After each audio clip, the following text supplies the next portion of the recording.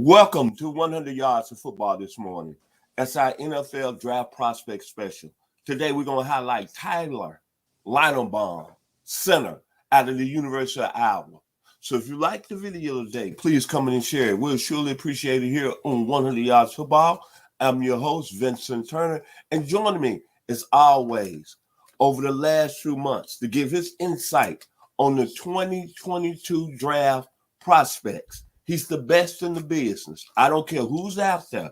I'm not worried about no ESPN. I'm not worried about CBS Sports. I'm not worried about the NFL Network. My man is the best in the business. He's coming live to us out of Key West, Florida.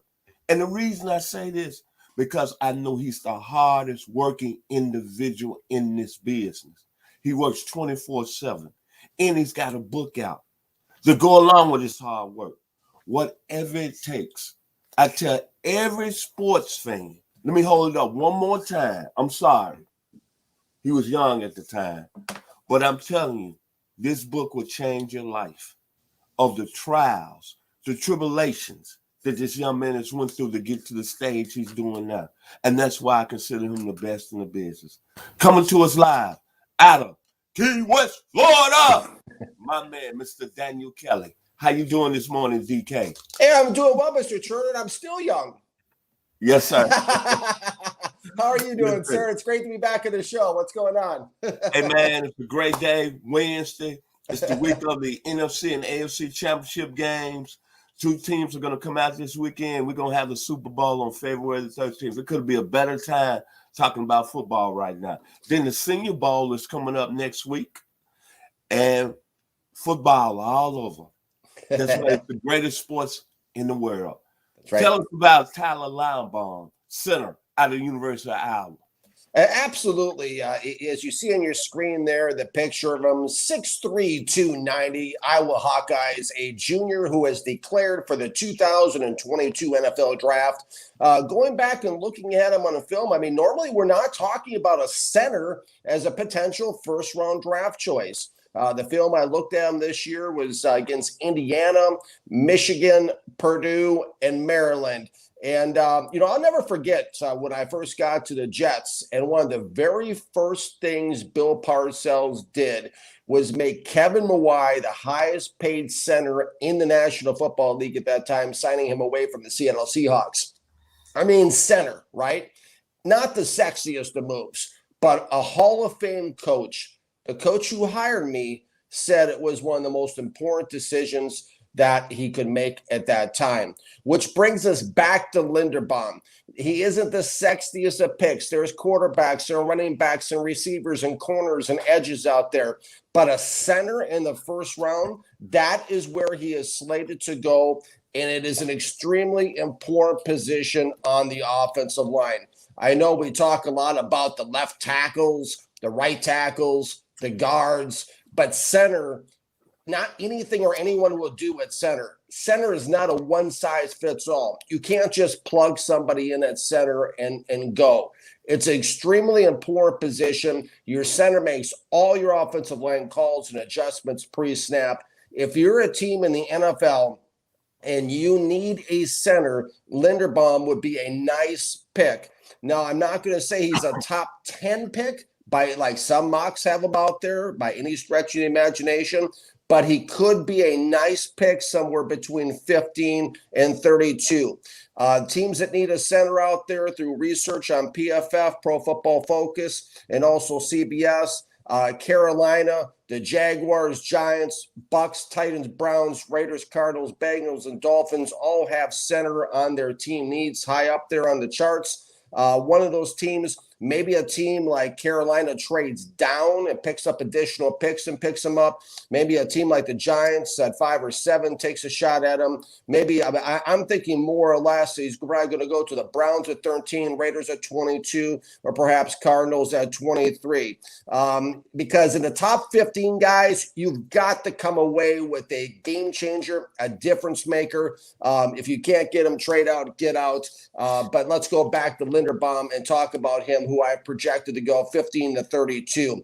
Phenomenal athleticism. If I'm in an NFL war room right now with a bunch of scouts and a GM and directors, this is the way I'm talking.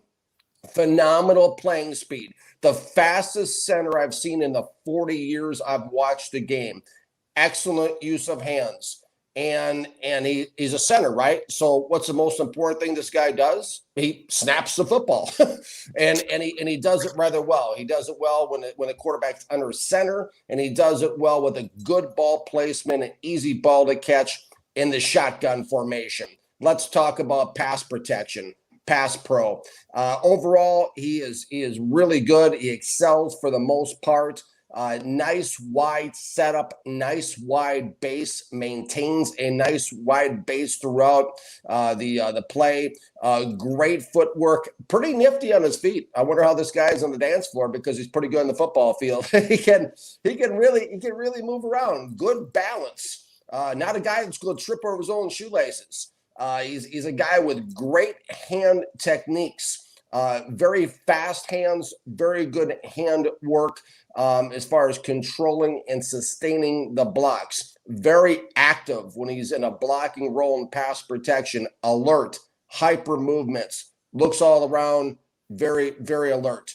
Good at holding the points, as I mentioned, which means holding the block up. I'm not like one of these football analysts that just takes it for granted. Everybody knows what I'm talking about.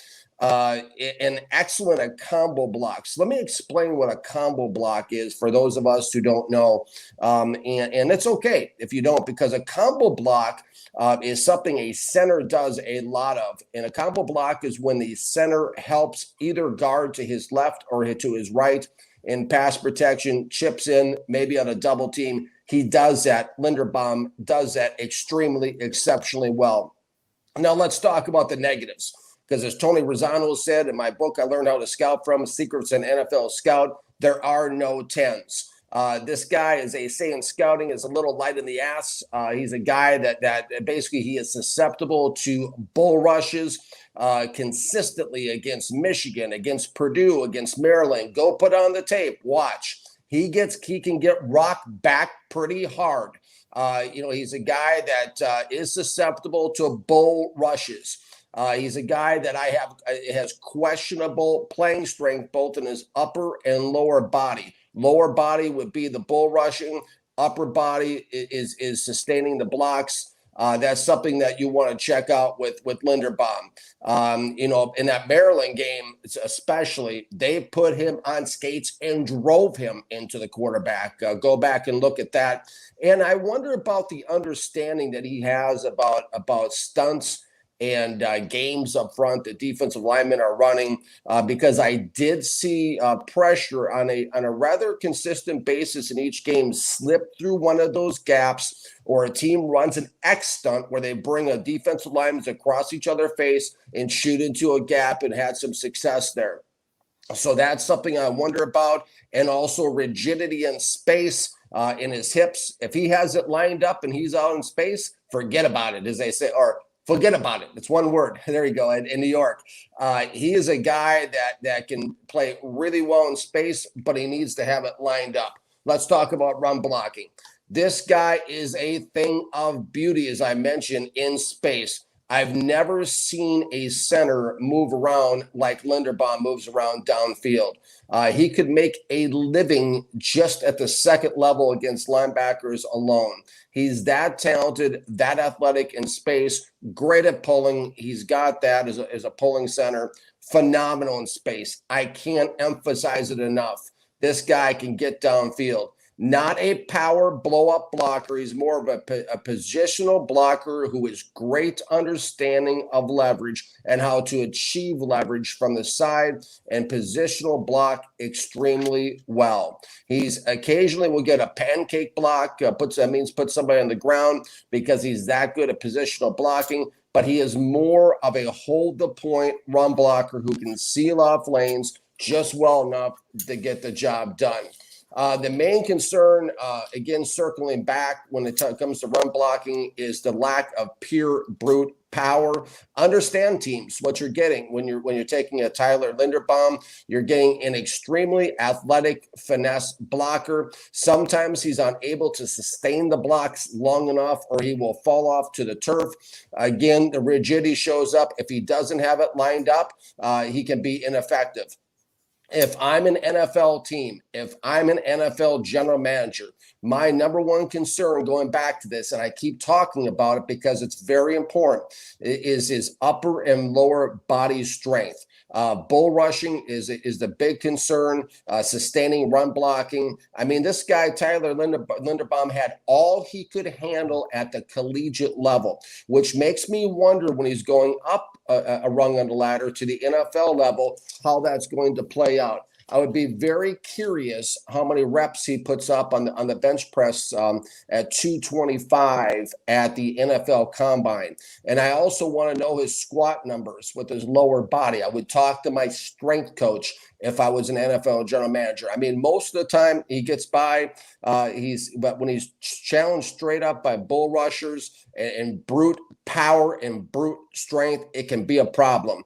I'm just concerned with him going up, especially because, when you're playing against the likes of Michigan, Maryland, Purdue, and Indiana, now you're going to be playing against teams like the Eagles, Raiders, Packers, and Bucks instead.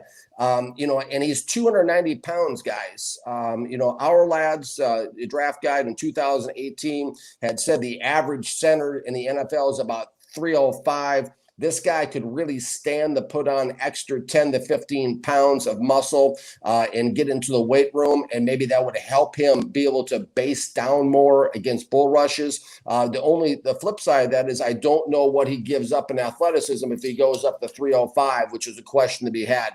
If you're in the trenches in the NFL, you got to be able to hunker down. He's really good. It's just I have those two concerns. But as far as the talent, everything is good. He has special talent. I wouldn't call him a generational talent like some draft sites are calling him right now, but he is good. And if you need a center, this could be your guy at 15 to 32, Mr. Turner. Yes, sir. What I like about the young man, Mr. Linderbaum, is this right here. He comes from a tradition at the University of Iowa that's produced some good linemen, both on the offensive and defensive side of the ball. Alex Karras is one of the greatest defensive tackles that played in the National Football League. Then you had Bruce Nelson, that was a great center for the University of Iowa. Then Jay Hilgenberg. So when I think about this young man, it always put me back to the old schools. I think he's another Jim Otto, another Mick Tingelhoff, another Forrest Bloom, another Jim Langler, center for the Miami Dolphins on that undefeated team.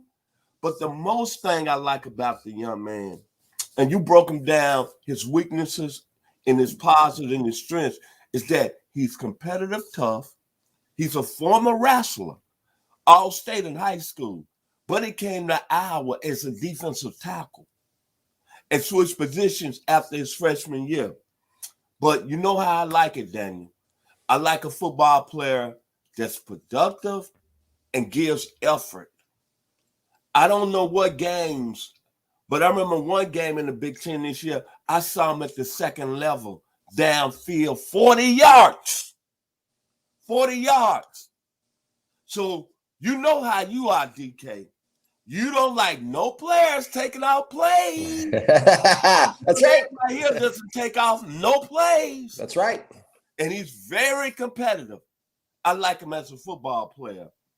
And the center position is becoming high level in the National Football League. Because when you have that center position, to me, it stabilizes everything else in the offensive line.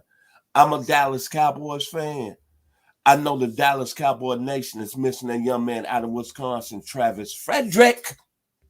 So I see this young man right here having the same skill set as all the great centers I just mentioned. Jim Otto, who's the mainstay on that offensive line with Art Shell, Gene Upshaw, Henry Lawrence, Mick Tingelhoff, Jim Langler with Larry Little. Hey, man, the center position is a high level. This young man is the best center in the draft. And he's worth a first-round pick, in my opinion. He's got everything you want in a football player. True enough, he probably have to add a little more weight. That might affect him in ways within the offensive line.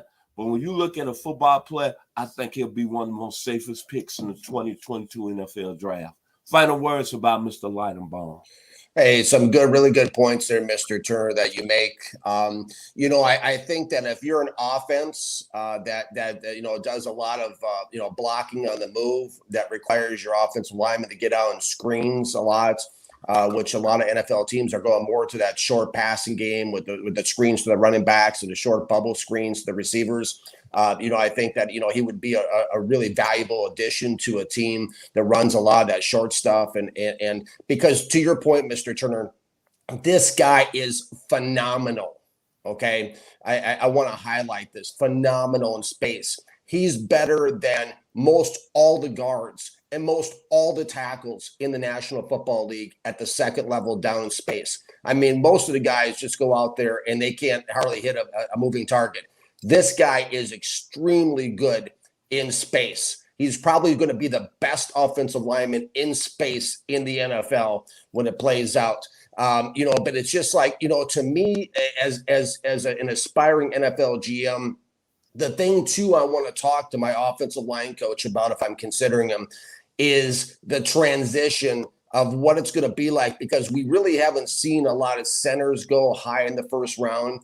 And so if you're going to make this kind of an investment, I want to talk and see what kind of transition it's going to be for Linderbaum going from college to the NFL and all the line calls, because you can bet that defensive coordinators are going to throw every kind of exotic blitz, delayed blitz from the linebacker second level, defensive linemen crossing each other, all sorts of things to try to penetrate those two gaps right next to the left and to the right of center to get in the quarterback's face. Will he be able to make those line call adjustments? Will he be able to block those stunts? Because again, if you go back, guys, and watch those 4 games, teams in college got pressure through those gaps. So you better believe that NFL teams are going to send pressure and blitzes and fire blitzes into the quarterback's face all day long until Linderbaum can prove that he can stop it. Does he start as a rookie? Another question. But overall, absolutely. As far as athleticism, as far as speed, again, fastest center I've ever seen run down the field. I mean, he's got a lot of skill set that you want in the position. And to your point, Mr. Turner, he probably is, especially in this draft, where there's so many unknowns in the top 10 because of injuries and lack of production. He is one of the safest bets in the 2022 NFL draft. My final words about Tyler Linderbaum, center of the University of Iowa. When I watch this young man, like I just mentioned, DK, I like the toughness, I like the effort. So I'm going to go all the way back to when I was 23 years old. There was a band out of California by the name of Quiet Riot, where I'm an axe grinder, a pile driver. Mother says that I never mind her. I got no brains. I'm insane. Bang your head. Tyler Linderbaum is going to be banging some heads to the next level in the NFL. Our university, you should be very proud because this young man's a football player. So if you like the video today, please come in and share it. We'll surely appreciate it here on 100 Yards of Football. Special thanks to our producer, Mr. Logan Landers. And once again, much love to the gentleman right here in front of me, the best in the business. All you NFL teams is getting ready to hire GMs. I'm sorry. This young man might be the best of the top. And I'm putting everything on it because I know this. Out of all the GMs, you might look at these GMs that got these suits on, and they look good when they get these jobs. But I know something about this young man right here. He works 24/7. Mr. Daniel Kelly, thank you for coming to us live from Key West, Florida. You're welcome. Thank you. Wonderful week. Enjoy both championship games, the NFC and the AFC. Thank you.